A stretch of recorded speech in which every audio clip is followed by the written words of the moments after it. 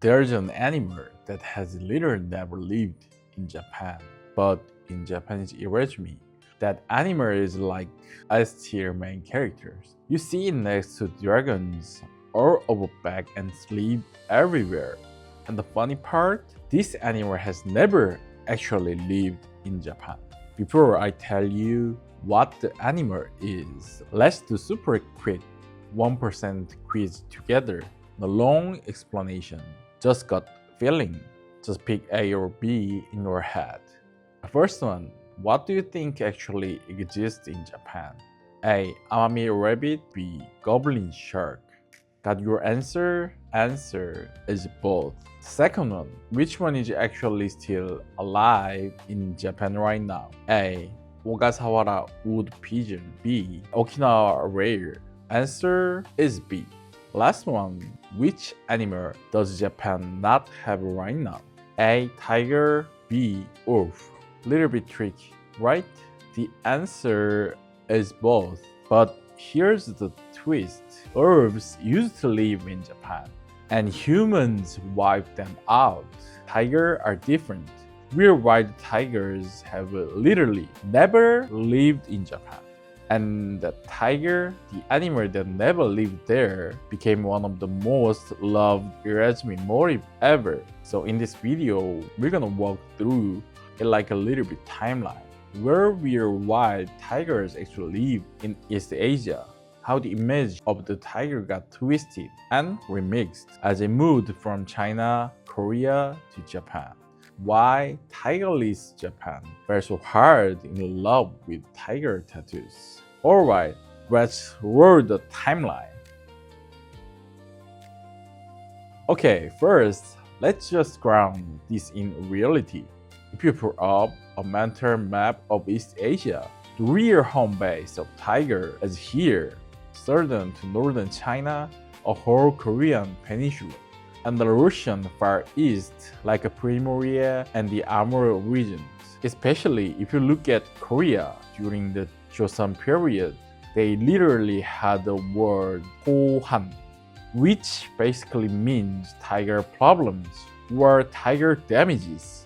If you read the annals of the Joseon dynasty, you see stuff like we killed a tiger, someone died from a tiger attack, just popping up all the time. Tigers show up in folk paintings, stories, kids' tales, all of that. Now Japan is a totally different story. If we talk about recorded history times, from ancient Japan all the way up to the Edo period, the number of wild tigers in Japan is zero. What they did have was tiger skin coming in from the continent, which turned into super expensive luxury items, folding screens, and later tattoo designs. So for people living in Japan back then, the tiger wasn't the animal on the mountain behind my village. It was more like that crazy red boss that only live in the super deep mountain across the sea.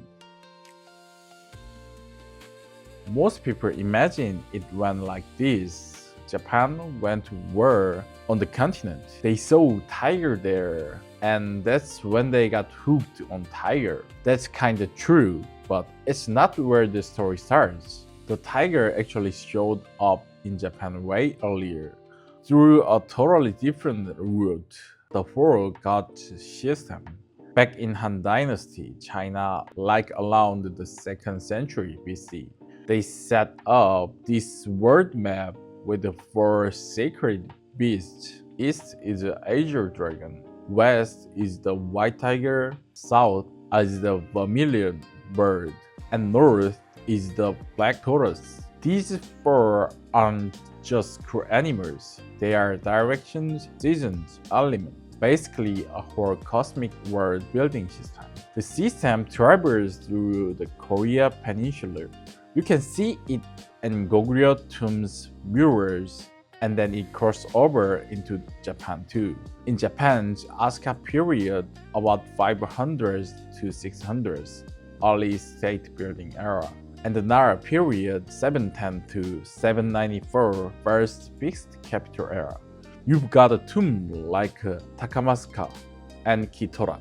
On the walls, all four beasts are painted, so inside the Japanese brain, the tiger doesn't work in as an animal at the zoo. It works in as a guardian beast of the west side of the universe.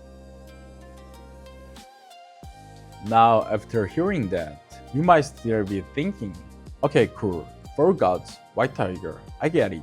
But tiger tattoos, that's samurai vibe, right? You are not wrong. But the key is when and for who this tiger boom really hit. If we pin it down by era, we are looking at late Sengoku, the Azuchi Momoyama period, 1573 to 1603, and the very early Edo period, 1603, early 1700s, Oda Nobunaga, Toyotomi Hideyoshi, and the first Tokugawa shoguns. These guys were crazy about the building castles and flexing with interior decorations. When you walked into a castle back then, everything was covered in golden folding screens, painted by the Kano school. And one of the most iconic combos is dragon on one side, tiger on the other. Dragon stands for sky, rain, lightning, emperor, spiritual power. Tiger stands for mountains, ground, raw strength, real violence. Put them facing each other and visually you're saying, my house controls both heaven and earth. I'm the guy who can even handle the tigers of the continent. Then you get the image in War 1592 to 1598. Japan invades Korea. There are stories about generals like Kato Kiyomasa going tiger hunting in Korea and Manchuria. Later, artists even painting him, literally fighting tigers. When tiger skins and stuffed tigers come back from Korea, Manchuria, Russia, those become top-tier luxury and power symbols in Japan. An animal you will never meet in daily life that doesn't exist on your island at all and only lives in that big mysterious continent. This is a full otherworld fantasy package. Does this dynamic sound familiar? It's exactly how the West views Japan today. Today, Western kids obsess over samurai, ninja, dragons, Japanese tattoos. Back then, Japan was obsessing over the continent the same way. If you are still with me so far, and this is kind of interesting, you can tap the like button, real kick. So I know I'm not only nerd here. There's another question that popped up here, right? If they loved tiger with them much, wouldn't the paintings be super realistic? You'd think so, right? But reality is almost the opposite. Most at the period painters, 1603 to 1868, the samurai town era, never saw a live tiger standing in front of them. What they did have across two worlds: Chinese tiger paintings, tiger skins, and a bunch of house cats walking around Japan. That's why in a lot of the tiger paintings, the body is long and flexible and pretty cool, but the face is kind of cat-like and cute. The eye look like vertical cat pupils.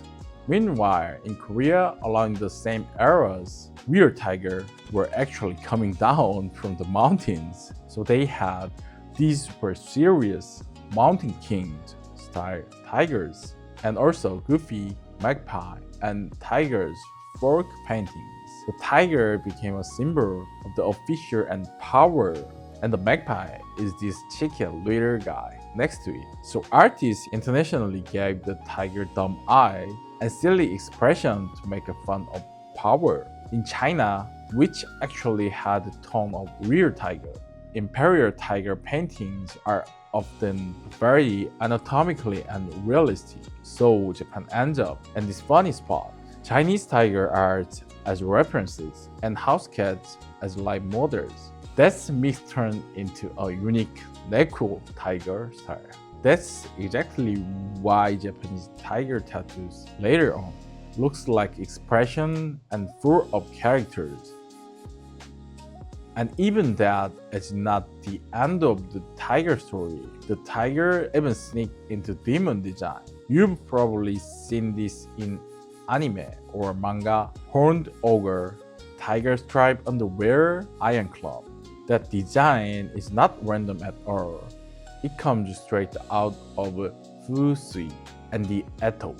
If you map that direction on the zodiac animals, you get ox plus tiger covering the northeast. That combo is called Ushitora. So when people in Japan imagine an Oni coming out of that demon gate, that literally put ox horn on the head and the tiger pattern around the waist. Later on, that Oni visual bleeds into Korean dokebi design too. And the funny thing is, even the demons kind of need tiger skin to look like a serious threat. Alright, so let's finally bring this back to tattoos. A lot of people think about it super simply. Tiger tattoos equal strong animals, masculinity done. And honestly, that's not wrong. But Japanese style tiger pieces have a couple more layers stacked on top of that. Let's start with a classic combo, dragon plus tiger. In this setup, the dragon stands for the sky, rain, lightning, charisma, luck, all that invisible stuff. The tiger stands for mountains, ground, your body, your mindset, your actions. When you put them facing each other in one piece, I believe in timing, faith, and invisible currents. But I'm not just gonna sit there and wait. I'm gonna move my body and fight for it myself. Dragon is your heaven luck bar. Tiger is your grounded action bar. If we bring back the white tiger from the four gods, that protects one direction. So in a lot of Japanese tiger tattoo, you've got meaning like a shirt that blocks evil spirits, sickness, bad vibes. The power to protect your family, your crew, your space. If we strip everything down a few key words, you basically get courage, protection, survivor. So this kind of tiger piece really fits people who you've crashed it once or twice in life and you're still saying, okay, I'm starting again from here. You put the people you need to protect before you own comfort and you're not running away forever. You are at least thinking, okay, just once in my life, I want to stand and face this head on.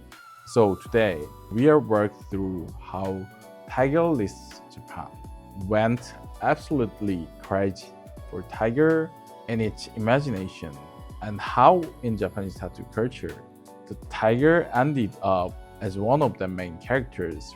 If you like looking at tattoo motifs with all the story and history behind them, go ahead and drop a like, a weird comment for me. If you've got idea like that, just throw them in the comments super casually.